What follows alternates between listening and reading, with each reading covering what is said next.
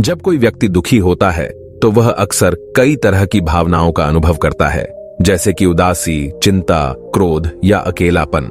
वह ऊर्जावान महसूस करने, ध्यान केंद्रित करने या निर्णय लेने में भी कठिनाई का अनुभव करता है। दुखी व्यक्ति अक्सर अपने आसपास के लोगों से अलग थलग महसूस करता है।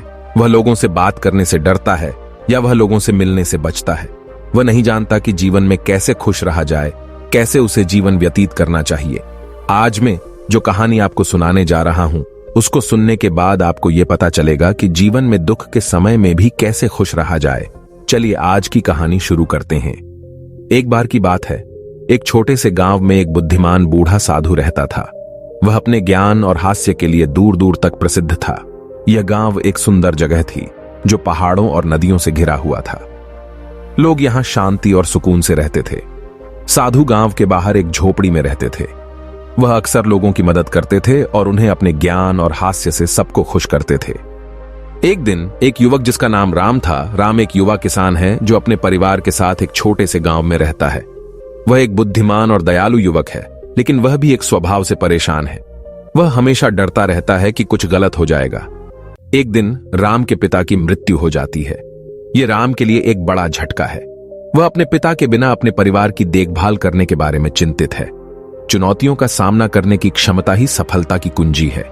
राम ने बूढ़े गुरु के पास जाने का फैसला लिया। उसने गुरु के पास जाकर कहा, गुरुजी, मैं खुशी और सफलता का रहस्य जानना चाहता हूं, कृपया मुझे सिखाएं। गुरुजी ने राम की ओर एक टिमटिमाती आंख से देखा और कहा, ठीक है युवा, लेकिन पहले तुम्हें एक सरल काम पूरा करना होगा। गुरु ने राम से कहा, पहले तुम बाजार में जाओ और सबसे बड़ा और सबसे रसदार खरबूजा ढूंढो जो तुम यहां ला सकते हो। फिर उसे अपने सिर पर रखो और तुम्हें उसे हाथ से पकड़ना नहीं है। गांव में होते हुए बिना गिराए चलकर उसे यहां लेकर आओ। राम को आश्चर्य हुआ, लेकिन उसे खुशी और सफलता के बारे में जानना था, इसलिए वह बाजार गया और एक विशाल खरबूजा ढूंढा। इसे अपने सिर पर संतुलित करते हुए वह गांव में अत्यधिक एकाग्रता के साथ चलकर गुरु के पास आया।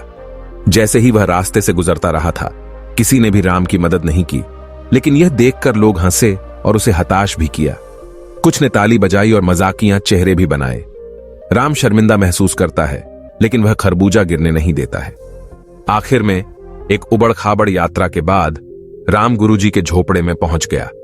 खरबूजा अखंड था और राम ने उसे सर से गिरने से बचाया था।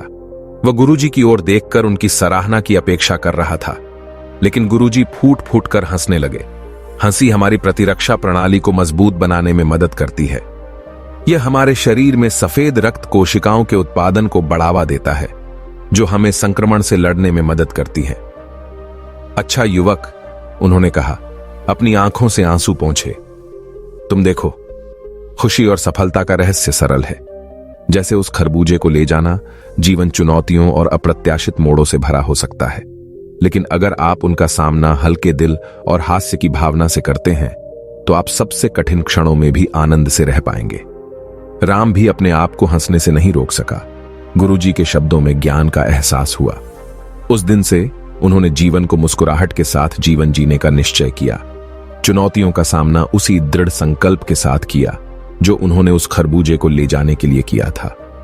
और जब भी वह अपने आप को दुख से महसूस करता था, तो वह उस मजेदार खरबूजे के सबक को याद करता था और आगे उसे बढ़ने की ताकत मिल जाती। तो देखिए, अपने जीवन में चुनौतियों को एक हास्य की भावना के साथ गले लगाएं और आप पाएंगे कि जीवन की यात्रा एक आनंदमय रोमांच बन जाती है जो हंसी और सफलता से भरा होता है। लेकिन अपने आप को बहुत गंभीर मत लो।